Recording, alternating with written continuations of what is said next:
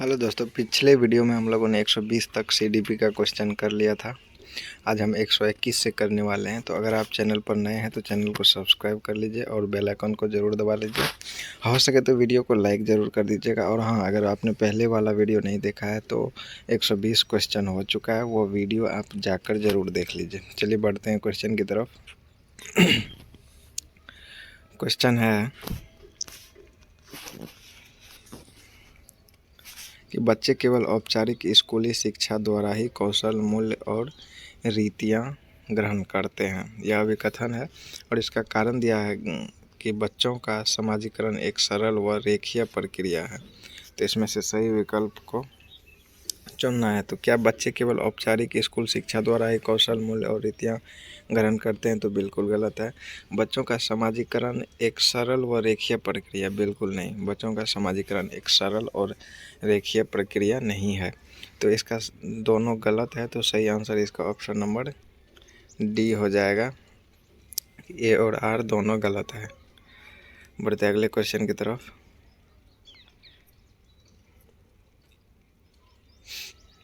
अगला क्वेश्चन है कि प्रारंभिक बाल्यावस्था के दौरान समाजीकरण का प्राथमिक कारक है। प्रारंभिक बाल्यावस्था के दौरान डैश समाजीकरण का प्राथमिक कारक है और डैश समाजीकरण का द्वितीयक कारक है। तो समाजीकरण का प्राथमिक कारक और समाजीकरण का द्वितीयक कारक पूछ रहा है। तो प्रारंभिक बाल्यावस्था के दौरान जो है समाजीकरण का प्राथमिक कारक वो परिवार होता है और द्वितीयक जो है सो विद्यालय होता है। तो ऑप्शन नंबर सी इसका सही आंसर हो जाएगा। बढ़ते हैं अगले क्वेश्चन की तरफ। तो अगला क्वेश्चन है, निम्नलिखित में से कौन प्राथमिक समाजीकरण माध्यम है? प्राथमिक समाजीकरण माध्यम जो है सो पहले भी आप क्वेश्चन देख चुके हैं कि परिवार होता है। तो प्राथमिक समाजीकरण का माध्यम परिवार होता है। तो ऑप्शन नंबर डी इसका सही आंसर हो जाएगा।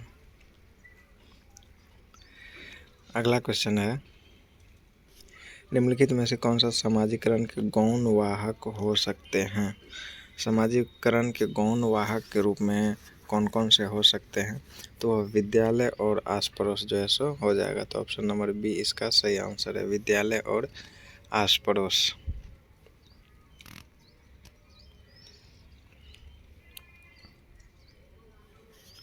अगला क्वेश्चन है, बच्चे के समाजीकरण में परिवार डैश भूमिका निभाता है। बच्चे के समाजीकरण में परिवार की भूमिका क्या होती है? तो बच्चे के समाजीकरण में परिवार की जो है सो एक महत्वपूर्ण भूमिका होती है, मुख्य भूमिका जिसे आप कह सकते हैं। कि क्योंकि बच्चे का समाजीकरण की शुरुआत प्रारंभिक जो होती है वह परिवार से ही होती है। तो ऑप्शन नंबर सी इसका सही आंसर हो जाएगा।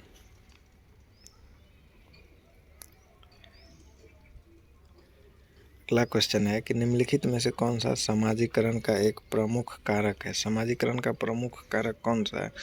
तो ऑप्शंस के अनुसार इसमें जो है समाजीकरण का प्रमुख कारक परिवार हो जाएगा।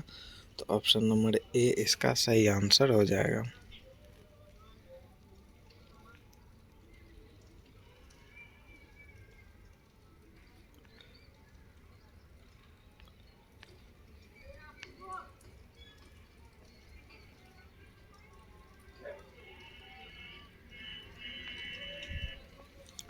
अगला क्वेश्चन है कि जनसंचार माध्यम समाजीकरण का एक महत्वपूर्ण माध्यम बनता जा रहा है। नीचे दिए गए कथनों में से कौन सा सबसे उपयुक्त कथन है? तो ए में है कि संचार माध्यम पदार्थों के विज्ञापन और विक्रय के लिए एक अच्छा माध्यम है। ऑप्शन बी है, समाजीकरण केवल माता पिता और परिवार के द्वारा किया जाता है। बिल्कुल गलत है। उसके बाद जनसंचार माध्यमों की पहुंच बढ़ रही है और जनसंचार माध्यम अभिवृत्तियों, मूल्यों और विश्वासों को प्रभावित करता है।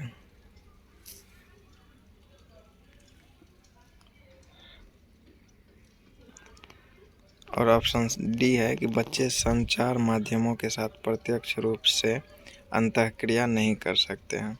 तो इसका सही आंसर हो जाएगा ऑप्शन नंबर सी। जनसंचार माध्यमों की पहुंच जो है सो आजकल बढ़ रही है और जनसंचार माध्यम अभिवृत्तियों, मूल्यों और विश्वासों को प्रभावित करता है। बढ़ते हैं अगले क्वेश्चन की तरफ।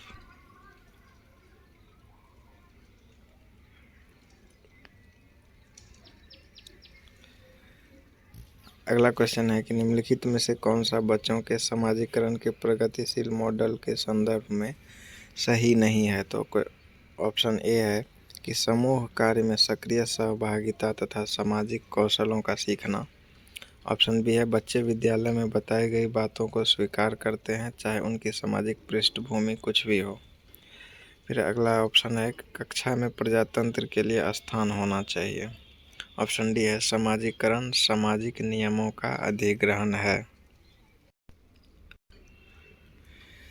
तो इसका सही आंसर हो जाएगा कि ऑप्शन नंबर बी। पूछ रहा है निम्नलिखित में से कौन सा बच्चों के समाजीकरण के प्रगतिशील मॉडल के संदर्भ में सही नहीं है।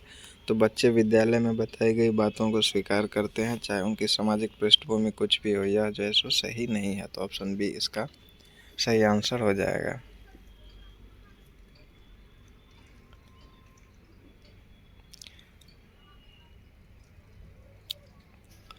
निम्नलिखित में से कौन सा समाजीकरण की निष्क्रिय एजेंसी है। तो समाजीकरण की निष्क्रिय एजेंसी क्या है। ऑप्शन ए है परिवार, option B eco club, option C स्वास्थ्य क्लब और ऑप्शन डी सार्वजनिक पुस्तकालय। तो ऑप्शन के अनुसार इसका सही आंसर है ऑप्शन नंबर सी सार्वजनिक पुस्तकालय समाजीकरण की निष्क्रिय एजेंसी के रूप में जाना जाएगा। समाजीकरण की निष्क्रिय एजेंसी क्या है। तो सार्वजनिक पुस्तकालय। बढ़ते अगले क्वेश्चन की तरफ। तो अगला क्वेश्चन है कि सामाजिक मानदंडों में परिवर्तन समाजीकरण क्या है। तो समाजीकरण क्या है वह पूछ रहा है। तो सामाजिक मानदंडों में परिवर्तन ऑप्शन ए है, ऑप्शन बी है शिक्षक एवं पढ़ाए गए के बीच संबंध जानना, यह समाजीकरण है। या ऑप्शन सी है समाज के आधुनिकीकरण की प्रक्रिया या समाज के मानदंडों के साथ अनुकूलन। तो ऑप्शन डी इसका सही आंसर लग रहा है। तो ऑप्शन डी इसका सही आंसर है कि समाज के मानदंडों के साथ अनुकूलन बनाना ही समाजीकरण है। 130 का सही आंसर ऑप्शन नंबर डी हो जाएगा। बढ़ते अगले क्वेश्चन की तरफ। तो अगला क्वेश्चन है कि शिक्षा के संदर्भ में समाजीकरण से क्या तात्पर्य है।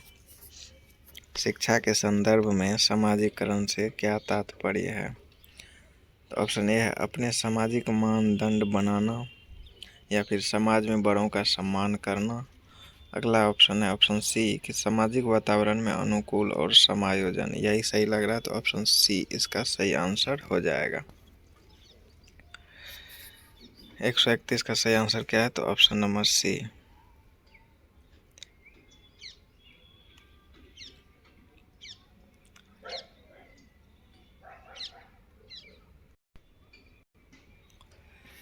क्वेश्चन नंबर 132 है कि बच्चों के समाजीकरण के संदर्भ में निम्नलिखित में से कौन सा कथन सही है। इस बार पूछ रहा है कि समाजीकरण के संदर्भ में निम्न में से कौन सा सही है।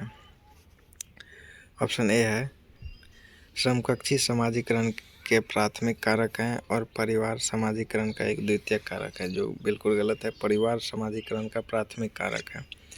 उसके बाद ऑप्शन बी है परिवार एवं जनसंचार दोनों समाजीकरण के द्वितीयक कारक हैं। गलत है क्योंकि परिवार जो है सो समाजीकरण का प्राथमिक कारक है।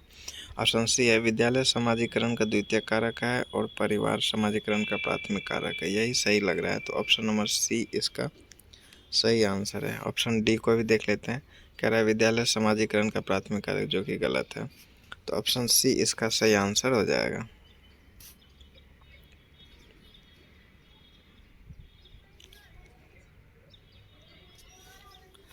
अगला क्वेश्चन है निम्नलिखित में से कौन सा द्वितीयक समाजीकरण एजेंसी का उदाहरण है। द्वितीयक में जो है सो कौन कौन से आ जाते हैं। तो द्वितीयक में आपके विद्यालय आते हैं, मीडिया आ जाएगा, परिवार पहला में आता है तो ऑप्शन गलत हो जाएगा। परिवार एवं मीडिया यह द्वितीयक में नहीं आता है। मीडिया एवं पास पड़ोस ये भी नहीं आएगा। तो इसका सही आंसर ऑप्शन नंबर ए हो जाएगा। विद्यालय एवं मीडिया यह द्वितीय समाजीकरण एजेंसी के रूप में जाना जाता है। तो 133 का सही आंसर ऑप्शन नंबर ए है।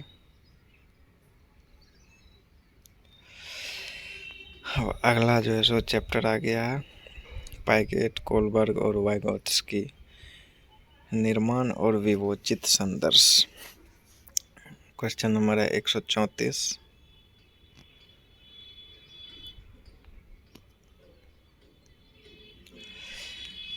कह रहा है कि रस्सी कूदते समय पैर में रस्सी फंसने के कारण आउट होने के बाद अरु कहती है कि उसे रस्सी ने जानबूझकर आउट किया है। जीन पियाजे के संज्ञानात्मक विकास सिद्धांत की किस अवस्था में बच्चे इस तरह के तर्क देते हैं? तो किस अवस्था में जो है सो बच्चे अमूर्त चीज़ों को भी मूर्त मानते हैं, या जिनमें जान नहीं होती है उन्हें लगता है कि इनमें भी जान है। तो यह जो है सो पूर्व चालन अवस्था है। ऑप्शन नंबर डी इसका सही आंसर है, पूर्व चालन अवस्था।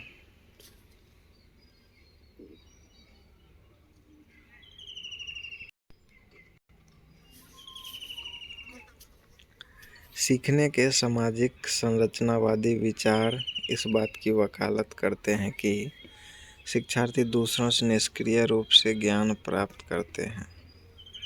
ऑप्शन बी है शिक्षार्थी सक्रिय रूप से ज्ञान का निर्माण करते हैं। ऑप्शन सी है व्याख्यान देने और समझाने से प्रभावी शिक्षण सक्रिय होता है। ऑप्शन डी है प्रत्याहार और दोहराव की चिंतन प्रक्रिया से प्रभावी शिक्षण होती है। तो इसके अनुसार ऑप्शन बी इसका सही आंसर हो जाएगा।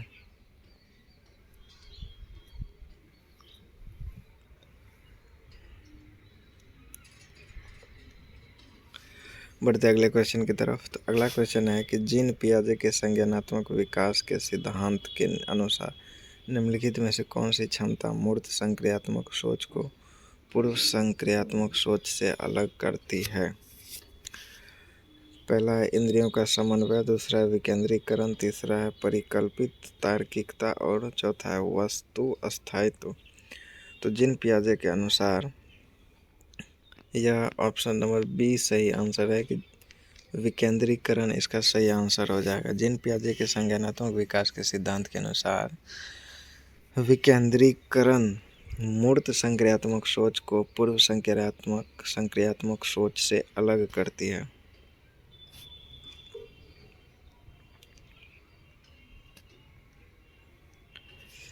अगला क्वेश्चन है निम्नलिखित में से कौन सा आलंबन के उदाहरण है?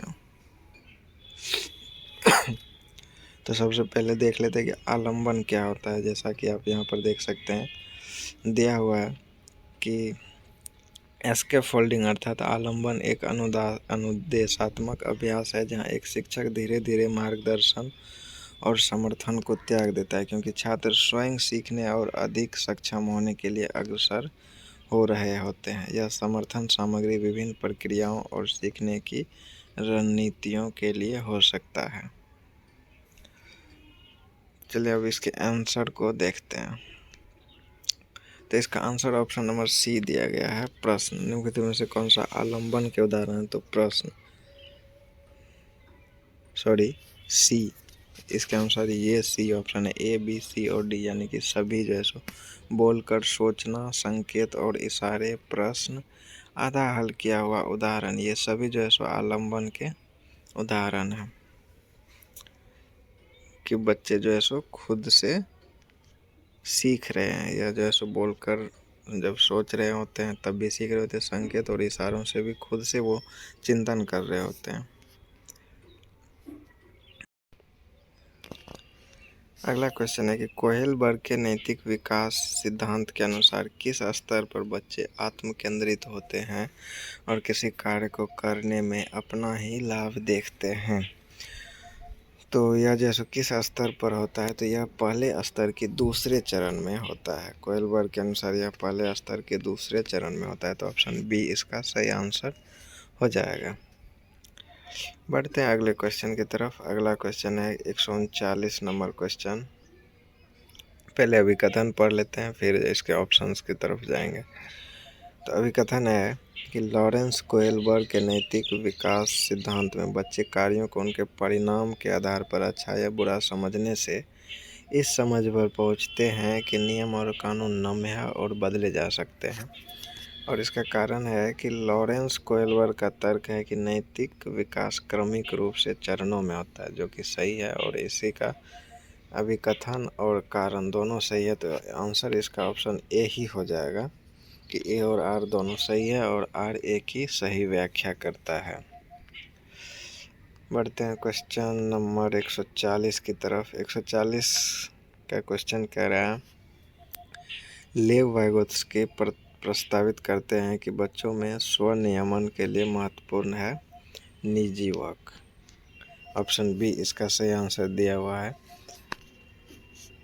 कि लेव वाइगोत्स्की प्रस्तावित करते हैं कि निजी वाक जो है सो बच्चों में स्व नियमन के लिए महत्वपूर्ण है। निजी वाक को मौखिक सोच, आंतरिक भाषण या गुप्त आत्मचर्चा, जो हम खुद में आत्मचिंतन करते हैं एक तरीके से, वो जो हम खुद से बातें करते हैं उसे कह सकते हैं। आंतरिक भाषण या निजी वाक को बचपन और वयस्कता दोनों में अनुभूति और व्यवहार के स्वनियमन में एक महत्वपूर्ण भूमिका निभाने का प्रस्ताव दिया गया है, जिसके स्वयं के निहितार्थ होते हैं। बढ़ते हैं अगले क्वेश्चन की तरफ।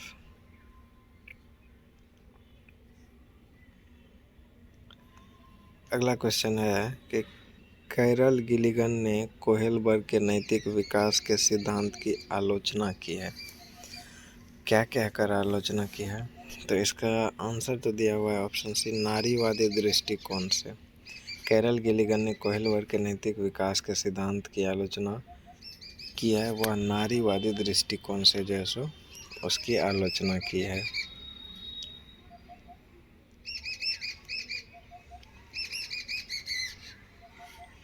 अगला क्वेश्चन है, जीन पियाजे के अनुसार पूर्व संक्रियात्मक चिंतन की मुख्य विशेषताओं में से एक डैश है, जो किसी स्थिति के एक पहलू पर ध्यान केंद्रित करने और दूसरे की उपेक्षा करने की प्रवृत्ति को संदर्भित करता है। तो इसका आंसर ऑप्शन सी दिया गया है, केंद्रियन। जीन पियाजे के अनुसार पूर्व संक्रियात्मक चिंतन की मुख्य विशेषताओं में से एक क्या है? तो केंद्रियन है, जो किसी स्थिति के एक पहलू पर ध्यान केंद्रित करने और दूसरों की उपेक्षा करने की प्रवृत्ति को संदर्भित करता है। तो इसका सही आंसर हो जाएगा केंद्रियन।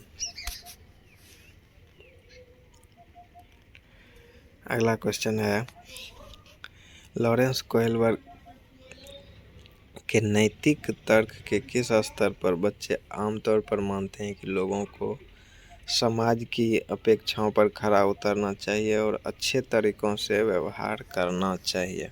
तो यह जैसे पारंपरिक स्तर जो होता है उसमें बच्चे यह सोचते हैं कि हम लोगों को समाज की अपेक्षाओं पर जो है सो खरा उतरना चाहिए और अच्छे तरीक़ों से व्यवहार करना चाहिए।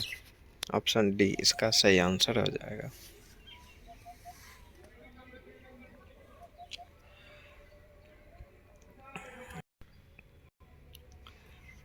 अगला क्वेश्चन है कथन और कारण का। तो पहले कथन पढ़ लेते हैं। कह रहा है, शिक्षकों और साथियों जैसे अधिक जानकार अन्य लोगों के साथ बातचीत शिक्षार्थियों को उनकी समझ और कौशल विकसित करने में मदद करने के लिए आवश्यक समर्थन और मार्गदर्शन कर सकती है। यह बिल्कुल सही है। तो अभी कथन जो है सो सही है। उसके बाद है कि सामाजिक संपर्क सीखने और विकास का एक प्रमुख घटक है। जो सामाजिक संपर्क है वह सीखने और विकास का एक प्रमुख घटक है, यह सही है। और इसकी जो है सो व्याख्या भी ये बिल्कुल सही कर रहा है। तो यह दोनों सही है। तो देखते हैं किस ऑप्शन में यह ऑप्शन दिया हुआ है। तो ऑप्शन नंबर सी में दिया हुआ है कि दोनों सही है। तो ऑप्शन सी इसका सही आंसर हो जाएगा।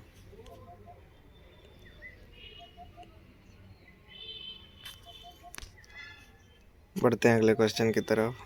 अगला क्वेश्चन है, लेव वाइगोत्स्की के अनुसार डैश बच्चों के संकल्पनात्मक योग्यताओं के विकास में महत्वपूर्ण भूमिका निभाता है। बच्चों के संकल्पनात्मक योग्यता के विकास में ऐसा कौन सा चीज़ है जो महत्वपूर्ण भूमिका निभाता है? तो इसके ऑप्शंस के अनुसार इसका सही आंसर ऑप्शन नंबर सी दिया हुआ है, सहकर्मी सहयोग।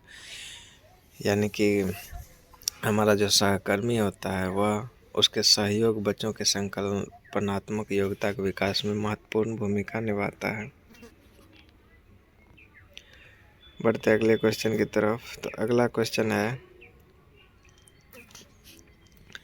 4 वर्ष की अपर्णा कहती है कि एक बटन जिंदा है क्योंकि यह उसकी शर्ट को एक साथ बांधने में मदद करता है। जीन पियाजे के अनुसार उसकी सोच की विशेषता क्या है? तो जीन पियाजे के अनुसार उसकी सोच की विशेषता जो है सो ऑप्शन नंबर सी जीववादी चिंतन हो सकती है। तो ऑप्शन सी इसका सही आंसर है।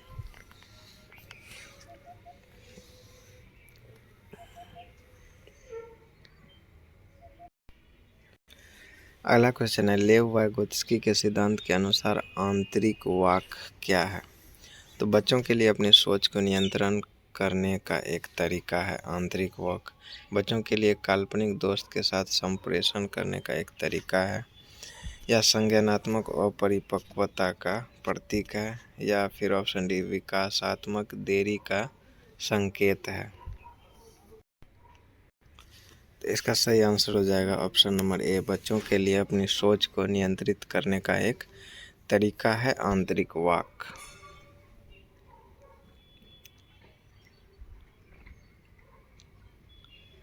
बढ़ते अगले क्वेश्चन की तरफ। तो अगला क्वेश्चन है, संज्ञानात्मक विकास के किस चरण में बच्चे अनुकरण करने लगते हैं व उनमें वस्तु स्थायित्व की योग्यता आ जाती है?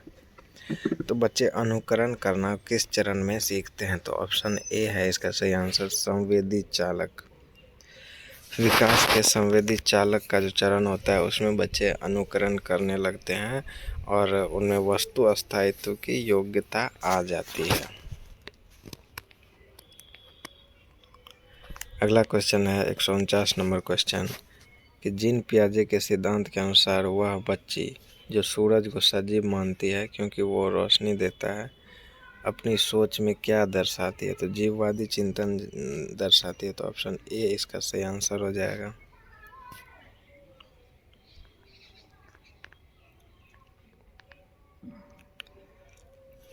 अगला क्वेश्चन है, निम्न में से कौन सी संकल्पना लेव वाइगोत्स्की द्वारा प्रतिपादित नहीं है? समीपस्थ विकास का क्षेत्र यह प्रतिपादित है, पार यह भी प्रतिपादित है, और सामाजिक अंतःक्रिया यह भी प्रतिपादित है। तो ऑप्शन बी जो है सो प्रतिपादित नहीं है। तो इसका सही आंसर ऑप्शन बी हो जाएगा, स्कीमा।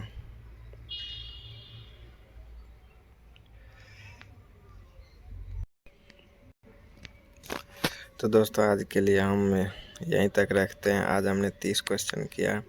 अगर ये वीडियो आप लोगों को पसंद आया तो वीडियो को लाइक ज़रूर कर दीजिएगा और हो सके तो चैनल को सब्सक्राइब कर लीजिए। आप लोगों की एक छोटी सी मदद जो है सो बहुत ही ज़्यादा ज़रूरत है, जिसकी मुझे दोस्तों के साथ शेयर कर सकते हैं तो कर दीजिए। और अगले वीडियो के लिए जो है सो चैनल पर बने रहिएगा। कल इससे आगे 150 से आगे हम करने वाले हैं। आज 30 क्वेश्चन किया, कल भी 30 क्वेश्चन करेंगे। तो आज के लिए थैंक यू, मिलेंगे अगले वीडियो में।